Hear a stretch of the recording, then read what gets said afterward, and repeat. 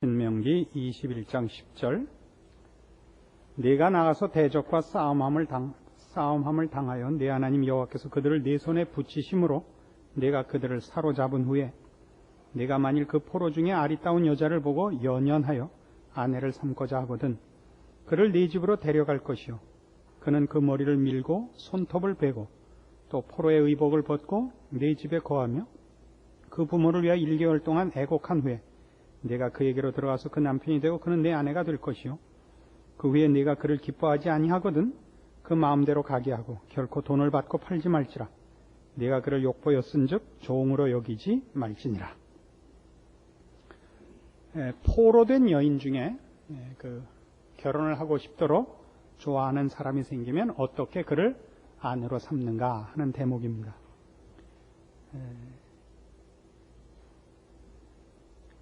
여기 표현은 이제 어떻게 결혼을 하고 그 결혼할 때 그 포로된 여자에게 어떤 준비와 기간을 둬야 되는가 하는 얘기입니다만은 전체적인 내용을 가만 보시면 이것은 사실은 그것보다 나쁜 속셈, 더 적나라한 본성의 욕심을 채우려는 이 남자들에 대한 경고입니다.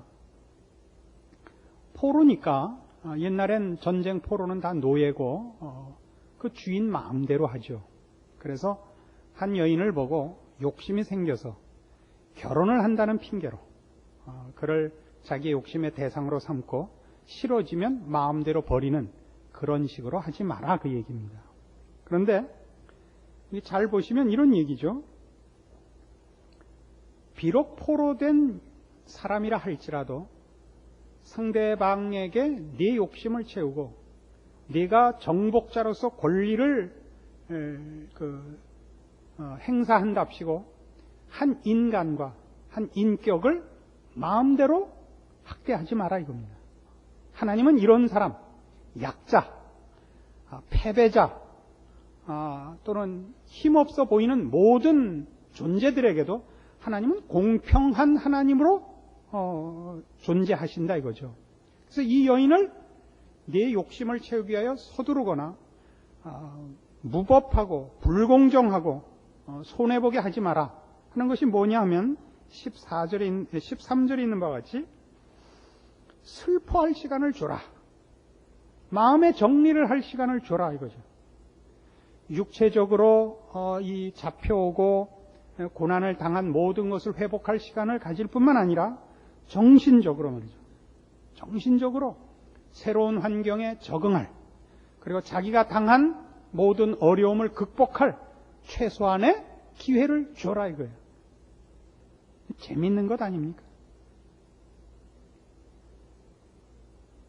그의 도덕적 책임을 다할 시간을 주고, 정신적인 고통을 극복할 시간을 주고, 감정적인 준비를 할 시간을 주라 말이죠. 이것은 말하자면 우리 인생 전체에 관한 얘기입니다. 우리가 세상을 살면서 보면 우리는 때에 따라서 노예의 자리에 서기도 하고 때에 따라서 정복자의 자리에 서기도 합니다. 그것이 하루에도 몇십 번씩 교차하는 것이 인생이요 현실입니다. 누구에게는 내가 정복자가 되고 누구에게는 내가 피정복자가 되고 누구에게는 내가 주인이 되고 누구에게 내가 종이 되는 그 일이 사실 난마와 같이 얽혀 있는 것이 삶이죠. 그 삶에서 여러분이 정복자의 입장에 있을 때, 채권자의 입장에 있을 때, 여러분 성질대로 하지 말라 이겁니다. 말하자면 피정복자, 채무자, 어려운 입장에 있는 자, 여러분의 처분만을 기다릴 수밖에 없는 자리에 있는 자의 인격과 감정에 항복할 시간과 과정을 두라 이겁니다. 모든 사람은 그 사람이 범죄를 했든, 그 사람이 나한테 죽을 죄를 졌든, 그 사람이 나한테 어떤 일을 했든 인간이라는 존재로서 그 존엄성을 인정받아야 된다 하는 것이 하나님의 뜻이다 이겁니다. 나에게 한 짓이나 사회의 한 짓이나 누구에게 한 행동으로 와서 그는 죽어 마땅하고 욕먹어 마땅하고 돌로 쳐 죽여야 되는 사람일 수 있습니다. 뭐 뒤에 곧 나옵니다. 우리 오늘 신명기 21장이 뒷부분에도 나중에 우리가 살펴보겠지만 패역한 아들은 성문에 데려가서 주민들한테 얘기하고 돌로 쳐 죽이라 이렇게 돼 있어요. 제가 애들 패라 이건 굉장히 약과예요. 아주 쳐 죽이라고 돼 있습니다. 죄와 악을 제하는 것과 한 인간의 존엄성을 지켜주는 것과를 구별할 줄 모르면 우리의 인생은 방자하게 되고 무질서하게 되고 무책임하게 되는 것입니다. 우리가 누구를 공격할 때는 언제나 그가 잘못해서 공격을 합니다.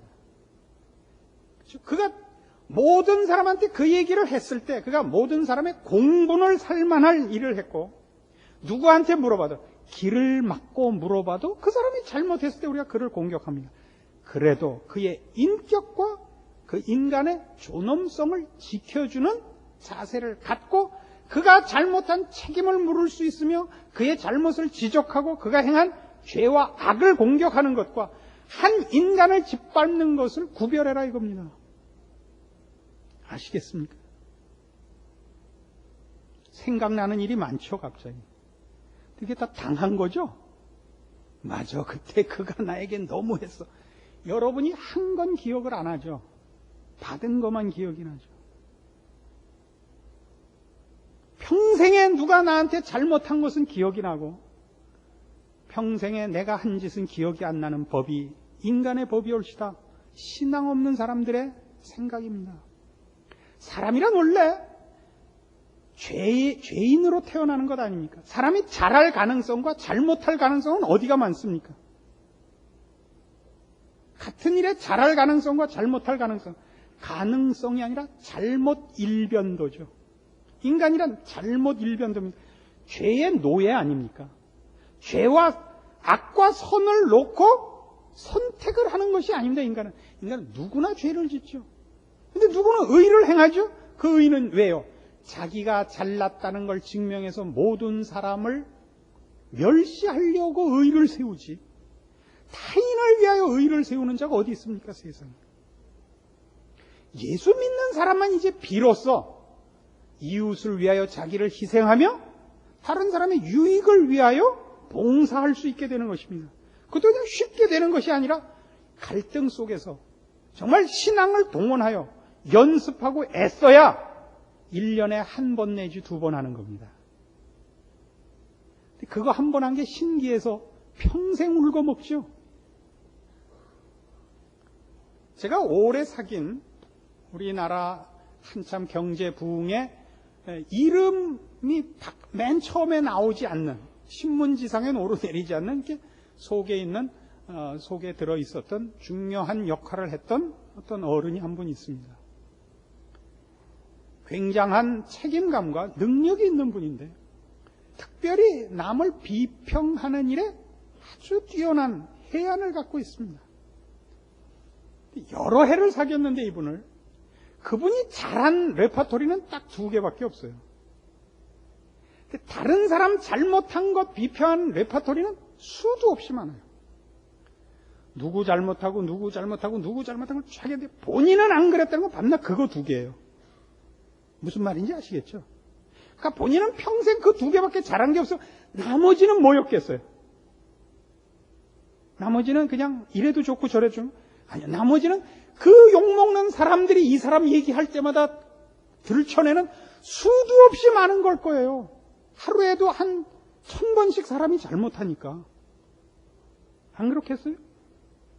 그러나 참으로 희한하게도 이런 자기가 잘못한 몇천 개의 실수 말고 2개밖에 잘한 거 없는 것 같고 이 사람이 한국 경제 부흥의 중요한 일꾼이 됐었다고요. 교회도 그래요. 교인들은 별로 도움이 되는 게 없습니다.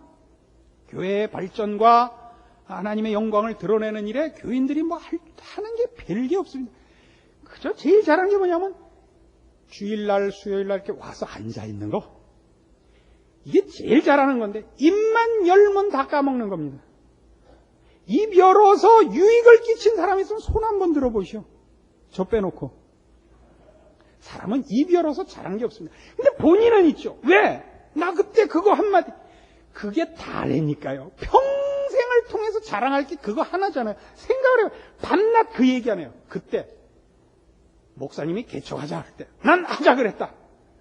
그거 안 해. 그거. 그때 손 먼저 든 거. 그때 누구도 하지 말자 고 누구도 하지 말자는데 난 하자 그랬다. 이거 여태껏 얘기예요. 왜 이 상가에 들어오는가?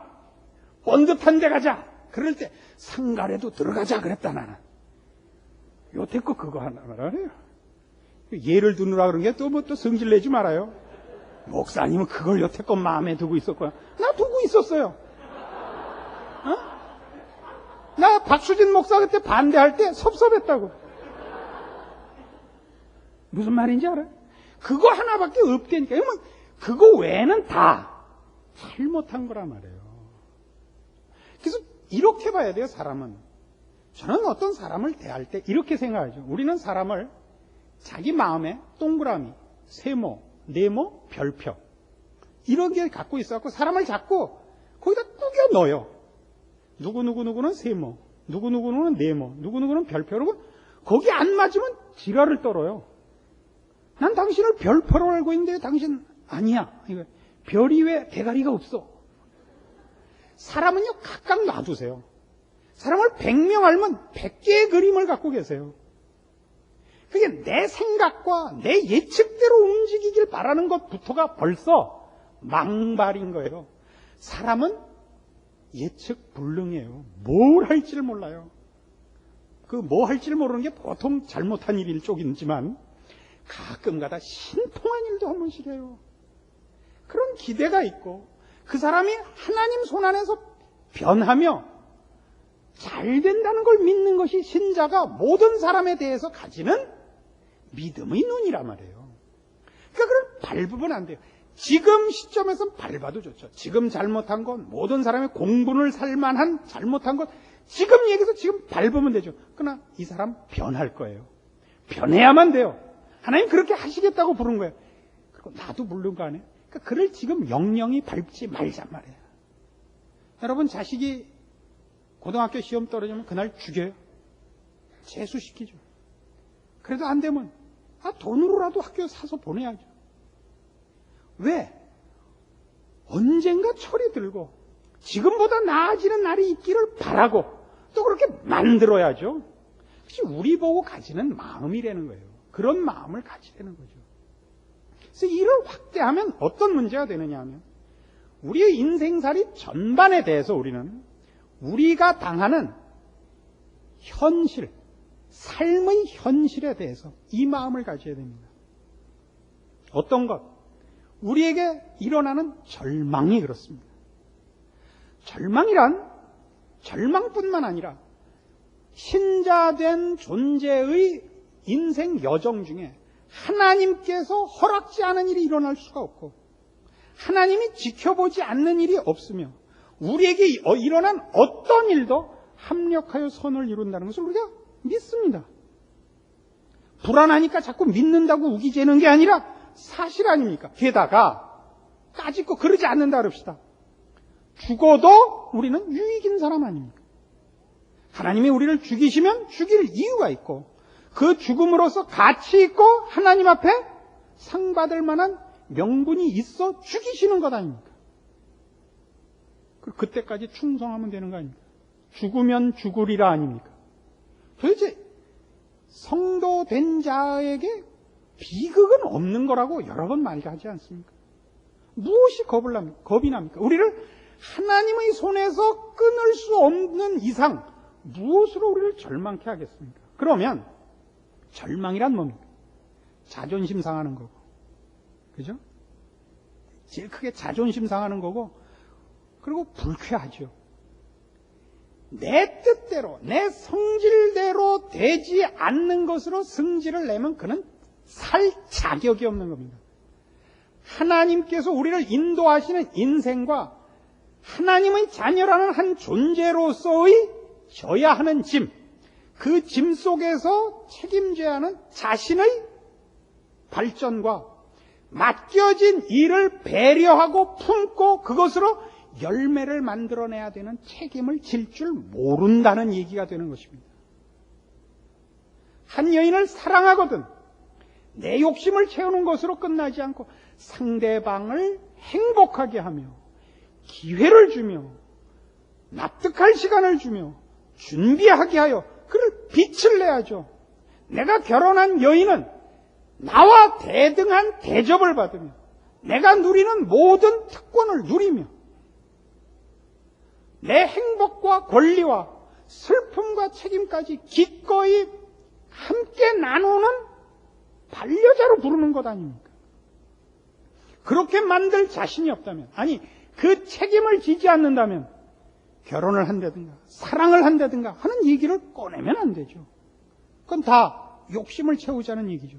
그 인생도 마찬가지. 우리가 성공하여 내가 누군가를 증명하고 보란듯이 내가 너희와 다르다는 것을 증명해서 잘난 척 하자는 것이 그것이 우리의 인생의 목표도 아니요 책임도 아니요 인간의 잘난 것도 아니라면 그것을 안다면 무엇이 잘난 것인가 생각을 해야죠. 내가 어떻게 남보다 능력이 있는가? 남보다 형통한가? 남보다 더 성공했는가가 아니라 그에게 주어진 삶의 모든 짐들을 져서 그가 진 짐은 쓰레기 짐이 아니요 돌덩어리가 아니요 그가 그 짐을 짐으로써 그 짐이 고난이 절망이 비극이 어떤 것을 만들어내는가 어떤 열매를 빚는가 사람을 어떻게 정화시키는가 보여내야죠. 씨를 품은 땅이 돼야 될 거 아니에요. 내가 당한 내 인생살이에서의 모든 경험들이 사람에게 무엇을 만들어내든가 하나님에 대하여 무엇을 배우게 하든가 같은 인생을 사는 사람들에 대하여 삶을 어떻게 희망과 책임과 성실함으로 살게 만드는가 하는 데 대한 조명과 격려와 유익을 줘야 할 거 아니에요. 인상 쓰고 성질 내는 것밖에 할 줄 모르는 이것은 자격이 없는 것이다 이겁니다. 그것은 마치 내가 정복자가 되어 기분에 따라서 하고 싶은 대로 자기 욕심, 자기 증명, 그 무절제하고 무슨 정리되어 있지도 않고 실력 없는 매일 바뀌는 기분같이 인생과 사람과 그에게 닥치는 모든 세상사를 휘저어놓는 꼴이 되더라 이겁니다.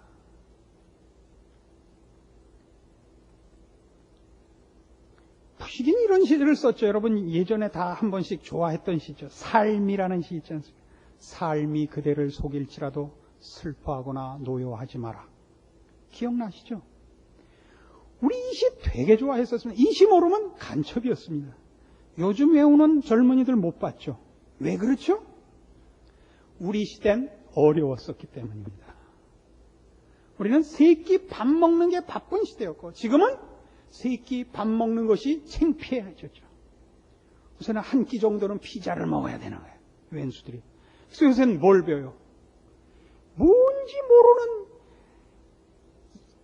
무릎이 신발 끝에 오는 이상한 바지 입고 시부렁 하는 너무 새끼들 공부는 하기 싫고 노래는 할 줄도 모르고 지랄하고 자빠졌네 이런 거 하고 이게 왜 이렇게 됐다고? 짐을 안 지는 거예요. 시간이 그러니까 킬링 타임이라 그러죠. 시간을 죽여야 되는 거예요. 지루한 거예요. 시간이 지루하다고요. 언젠가도 얘기했다시피 이 긴 바지는 어디서 나온 거냐면 미국 못 사는 흑인 빈민가에서 애들이 자기 옷을 살 수가 없어 아버지 옷 입고 나온 거예요. 그게. 근데 우리나라는 잘 사는 집마다 그걸 입고 나와. 미치겠어요 정말. 근데 왜 그렇게 된 게 부모님들이 삶을 어떻게 살아야 되는지 못 보여줘서 그런 거예요. 정복자로 사는 거예요. 돈이면 다 되는 걸로 알고 있다고요. 성질 부리고 살거든요. 애들이 바라는 건 딱 하나 이거예요. 우리 부모가 번 돈 다 쓰기 전에 빨리 죽고 나한테 넘어와라. 아니라고요? 그래요. 여러분들이 오늘부터 돌아가셔서 하셔야 할 이 IMF 시대 너무나 귀한, 얼마나 잘 됐는지 몰라요. 돌아와 정신이 든 거예요, 우리가. 돈 쓰는 재미로 살다 어려워지니까 정말 다 미칠라 그래요. 에? 아주 돈 못 쓰니까 미칠라 그래요. 이때 따지자고요. 삶은 어디에 가치가 있는가? 우리가 믿는 기독교 신앙은 어디에 힘이 있는가? 왜 믿을 가치가 있는가? 그때는 예수 믿으면 돈 주는 줄 알아서 좋아했어요. 돈 다 뺏겼어요. 더 뺏겨야 돼, 지금보다. 아직도 잘 살아요. 우리 교회인들은 좀 더 잘, 꼴보기 싫어 죽겠어요. 더 못 살아서 정말 예수를 믿는다는 건 돈의 문제가 아니고, 학력의 문제가 아니고, 자존심의 문제가 아니라 무엇으로도 비교할 수 없고 짝할 수 없고 영향받을 수 없는 거룩함의 것이요, 영원한 것이요, 생명에 속한 것이요. 그거 확인해서 정말 세상이 영향을 줄 수 없는, 세상이 이걸 보탤 수도 없고 뺏을 수도 없는 신자된 빛이 나는 그 자리로 들어오기를 정말 바라는 것입니다.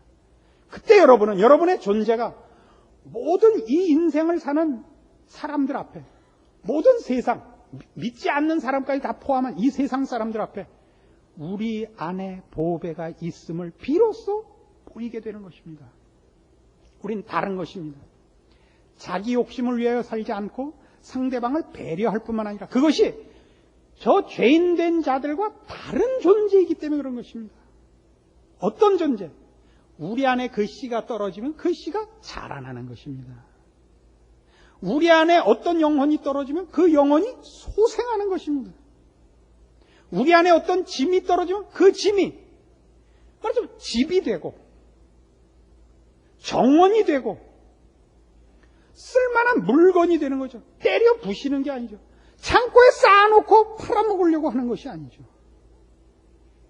모든 사람에 대하여 우리가 그의 정신과 정서와 인격과 존재에 대하여 배려하며 사랑하며 격려하며 그에게 그런 모든 것은 인격이 있고 존재가 있고 하나님의 귀한 자녀지만 없었던 것까지 불어넣는다 말이에요. 뭐예요? 생명, 하나님을 아는 진리, 영생에 이르는 길, 여기까지 우리가 비추죠. 그 있는 집에 집 있고 소파 있고 다 있는데 전기가 들어가고 물이 들어가는 거죠. 우리 때문에. 그래서 우리가 그렇게 하는 것이 세상 도덕과 윤리적 차원에서 훌륭한 사람, 자비로운 사람, 능력 있는 사람이 아니라 다른 사람이죠. 생명이 있는 사람, 하나님의 마음을 가진 사람. 여기에 신자된 다른 표가 있단 말입니다.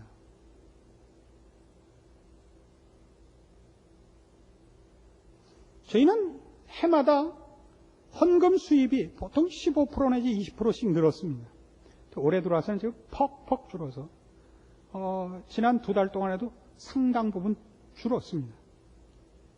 여러분 이 얘기를 들으면 마음이 어떻습니까? 아이고, 좀 더 헌금 잘 나오는 교회로 옮겨야겠다. 나는 안 줄였는데 남들 줄인다니까 나도 줄여야겠다. 남들 줄었다는데 나라도 많이 내야겠다. 그런 생각하지 마시고 교회나 여러분의 헌금은 여러분의 11조를 내면 그만인 거예요. 그건 충분해요. 5,000명 먹이는데 보리떡 2개 하고 물고기 5마리가 낫냐? 보리떡 5개 하고 물고기 2마리가 낫냐? 이렇게 싸우지 말자. 5병 2호냐? 2병 5호냐? 이 싸움 아니잖아요, 어차피.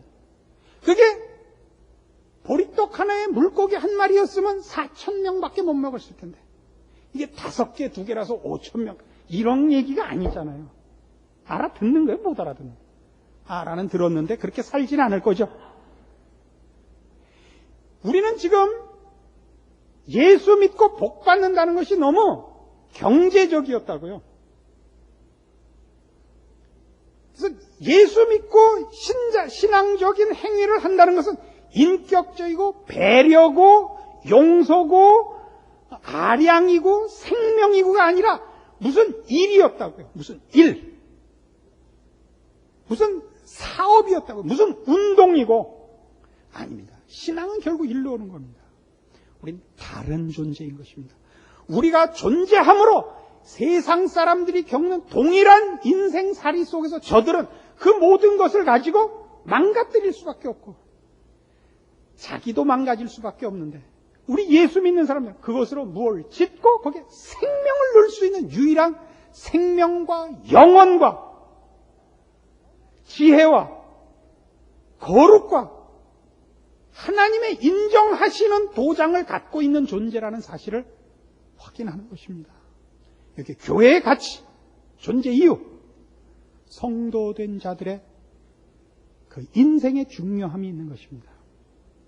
여러분이 있는 곳에서는 누구도 만들어내지 못하는 구원과 감격과 하나님의 사람으로의 변화와 남을 배려하는 것과 용서하는 것과 힘주는 것, 그래서 생명이 생명을 낳는 일이 있다는 것을 잊지 마시오. 그 복된 책임을 완수하시는 성도의 인생이 되기를 바랍니다. 기도하십시다. 하나님 아버지 은혜를 감사합니다. 우리가 세상에 대해서 겁낼 것은 없습니다. 우리가 겁내야 할 것은 우리가 하나님의 명령과 부르심에 대하여 오해하는 것이 겁이 납니다. 하나님이 우리에게 요구하시는 것은 재물 갖고 오라는 것 아닙니다. 헌금할 거 많이 벌어오라는 것이 아니었습니다. 하나님의 사람으로 살라는 것이었습니다. 하나님의 크신 은혜로 우리나라는 그동안 물질적 축복받았고 양적인 축복도 받았습니다. 이제 때는 바야흐로 하나님의 사람다우냐를 그 본질에서 증거해야 될 때가 되었고, 하나님이 그 책임을 물으시는 때가 된 줄로 생각이 됩니다. 이제 우리가 참다운 하나님의 사람으로 생명과 영혼과 거룩과 하나님께 속한 것으로 열매 맺고 증명받고 하나님 앞에 인정받는 삶을 살아야겠습니다. 깨우쳐 주신 말씀대로 하나님의 사람으로 충성하고, 그래서 우리의 인생 속에는 생명이 생명을 낳는 하나님의 사람이 하나님의 사람으로 존재하는 이유를 분명히 보여줄 승리가 있는 삶이 되게 하여 주시옵소서. 예수님의 이름으로 기도합니다. 아멘.